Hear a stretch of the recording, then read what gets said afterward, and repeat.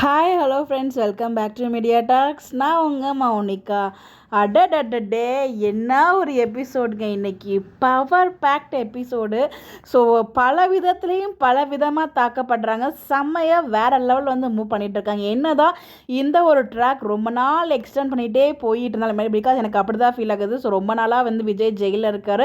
அவரை காமிக்கவும் மாட்டுறாங்க சீனில். அப்பப்போ எப்போயாவது ஜஸ்ட்டாக வந்து காமிச்சிட்டு போகிறாங்க. அது மிகப்பெரிய வருத்தத்தை வந்து மனசுக்குள்ளே உண்டாக்குனாலும் அந்த லாங் ட்ராகிங்காக இருந்தாலும் பட் இன்னைக்கு எபிசோட் வந்து பார்த்தீங்கன்னா ரொம்பவே சூப்பராக இருந்துச்சு. ஸோ ஒரு பக்கம் வந்து பார்த்தீங்கன்னா வெண்ணிலா வந்து வேற ஹாஸ்பிட்டலுக்கு ஷிஃப்ட் பண்ணணும் அப்படிங்கிற மாதிரி போலீஸ் சொல்லிட்டு இருக்காரு. போலீஸே வந்து பார்த்தீங்கன்னா பசுவுக்கு சப்போர்ட் பண்ணி பேசுகிற மாதிரி ஒரு ஃபீல் ஆகுது. என்னடா இது! பட் ஆனால் பசு அந்த பக்கம் வந்து பார்த்தீங்கன்னா போலீஸ்காருக்கும் சம்மந்தமே இல்லை அப்படிங்கிற மாதிரி பேசிட்டு இருக்காரு. கொஞ்சம் அங்கே எனக்கு இடிக்கிற மாதிரி இருக்குது. ஏன் வந்து போலீஸ் அவங்க தான் பேசுறதுக்கு ரெடியாக இருக்காங்க, ஏன் அவங்க வந்து கோர்ட்டுக்கு போகக்கூடாது, அவங்க ஹாஸ்பிட்டல் தான் இருக்கணும் அப்படிங்கிற மாதிரி ஏன் போலீஸ் சொல்லணும்? போலீஸ் பக்கம் எனக்கு வந்து நிறைய வந்து ஒரு தாட் இருக்குது. அது பற்றி நம்ம தனியாக வீடியோ பேசுவோம். அவங்க ஒரு பக்கம் வந்து பார்த்தீங்கன்னா வெளில வேறு ஹாஸ்பிட்டலுக்கு சேஞ்ச் பண்ணணும் அப்படிங்கிற ஒரு பிளானில் இருக்காங்க. இன்னொரு பக்கம் குமார் வந்து எப்படி போய் காப்பாற்ற போகிறாரு, அங்கே நிறைய பேர் அடையாளங்கள் இருப்பாங்களே அப்படிங்கிற ஒரு பயம் இருந்துச்சு.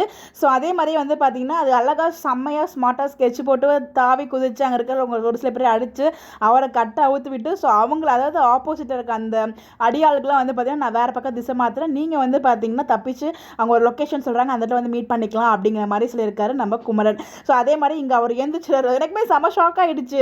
ஸோ அவர் குமரன் வந்து எஸ்கேப் ஆகி அங்கே வந்து அவங்கள ஃபாலோ பண்ணிட்டு ஒரு கேங் போகிறாங்க. இங்கே ஒருத்தவங்களை அடிச்சு போட்டுருப்பார் இல்லையா குமரன், அவரை ஏஞ்சினொட்டி எப்படா இந்த மனுஷன் வந்து இவரை தாண்டி எப்படி போக போகிறாரு, மாட்டிக்கிட்டாரு, இவரும் போகிறது இல்லை அப்படி மாதிரி எனக்குள்ள பயம் ஒரு மாதிரி திக்குன்னே தான் இருந்துச்சு ஃபுல் மொமெண்ட்டுமே எனக்கு எபிசோட் பார்க்கும்போது. பட் அங்கே வந்து பார்த்திங்கன்னா அவருமே வந்து அடிச்சு போட்டு சமயம் வந்து எஸ்கேப் ஆயிடாரு. இன்னும் முழுசாக வந்து குமரனை மீட் பண்ணல. ஸோ அந்த லொக்கேஷன்லேருந்து ஆகி வர மாதிரி காமிச்சிருக்காங்க. பட் இன்னும் ஃபுல்லாக காமிக்கல. இன்னொரு பக்கம் நம்ம நிவினும் வந்து பார்த்திங்கன்னா பசுபதி இருக்க லொக்கேஷனுக்கு போயிடுறாரு. ஸோ அங்கே ஒரு பக்கம் அவங்க பொண்ணை காப்பாற்றணும்னு சொல்லிட்டு அவருக்கு இருக்க அந்த மைனஸ் பாயிண்ட் அவங்களோட பொண்ணு ராகினி தான். அவங்கள எப்படியாச்சும் வெளியூருக்கு அனுப்பணும் அப்படிங்கிற மாதிரி பிளான் பண்ணிட்டு இருக்காங்க. ஸோ எங்கள் அடையாளங்களை வந்து டீ குடிக்க போகிறேன் அப்படின்னு சொல்லிட்டு எல்லாருமே ஒத்தமாக போகும்போது எப்படியோ வந்து இது பண்ணுவார். ராகினி என்ன பண்ணுவார் இவர் அப்படிங்கிற கொஸ்டின் நேற்றுக்கே நான் கேட்டிருந்தேன். அதுக்கான பதில் வந்து இன்றைக்கி எபிசோடில் வச்சிருந்த மாதிரி நான் ஃபீல் பண்ணேன். ஸோ ஆக்சுவலாக வந்து பார்த்திங்கன்னா ராகினி கழுத்தில் வந்து வச்சு மிரட்டலாம் அப்படிங்கிறதுக்காக தான் அவர் கத்தியை எடுத்துகிட்டு வந்துருக்காரு. அந்த கத்தி வந்து பார்த்திங்கன்னா அவரை கயிற்றுல கட்டி போட்டதுக்கப்புறம் அந்த கயிற்றை அறுக்கிறதுக்கும் அதே பிளான் அவர் என்ன பிளானில் வந்தாரோ அந்த பிளான் வந்து யூஸ் பண்ணி அவருமே வந்து அழைச்சிட்டு போக போகிறாரு. ஸோ கண்டிப்பாக ராகினிக்கு ஒன்றுனா அவங்க அப்பாவில் தாங்க முடியாது. ஸோ அந்த விதத்தில் பெஸ்ட்டாக அப்பா தான். அவர் என்ன தான் வில்லனாக இருந்தாலும் ராகினி விஷயத்தை அவர் பெஸ்ட் அப்பா அப்படிங்கிறத எல்லா இடத்துலையுமே ப்ரூஃப் பண்ணியிருக்காரு. இந்த இடத்துலையுமே ப்ரூஃப் பண்ணுவார் அப்படின்ட்டு ரொம்பவே நல்லா இருந்துச்சு அதை பார்க்கும்போது. ஸோ நிவின் அவங்க மாட்டிக்கிட்ட மாதிரி ஒரு போஸ்ட் போட்டிருந்தாங்க இல்லையா, அந்த ஒரு காஸ்டியூம் தான் இன்றைக்கி எல்லாருமே வியர் பண்ணியிருந்தாங்க. ஒரு பிக் வந்து ஷேர் பண்ணியிருந்தாங்க இல்லையா. நான் கூட சொல்லியிருந்தேன் நிவினோட காஸ்டியூம் மட்டும் அதே மாதிரி இருக்குது, மற்ற ரெண்டு பேருமே டிஃப்ரெண்ட்டாக இருக்குது, என்னவா இருக்கும் அப்படின்னு சொல்லிட்டு யோசிச்சிட்டே இருந்தேன். அதுக்கான ரீசன் நம்ம நிவின் வந்து பார்த்தீங்கன்னா ஹாஸ்பிட்டல் போய்ட்டு அவர் தூங்கவே இல்லை, ட்ரெஸ் சேஞ்ச் பண்ணவே இல்லை, அதே காஸ்டியூமோட இந்த லொக்கேஷனுக்கு வந்திருக்காரு பசுபதி பிடிக்கிறதுக்காக. இவங்க நெக்ஸ்ட் டே ஆகிடுச்சு, அதனால் வேறு ஒரு காஸ்டியூம் வந்து மாற்றிருக்கனால தான் அந்த ஒரு சேஞ்சஸ் வந்து நமக்கு காமிச்சிருக்காங்க. அது செமையாக இருந்துச்சு. ஸோ எப்படா இத்தனை ஆளுகளை தாண்டி நிவின் எப்படி என்ன பண்ண போகிறாரு அப்படிங்கிறது யோசிச்சிட்டே இருந்தேன்.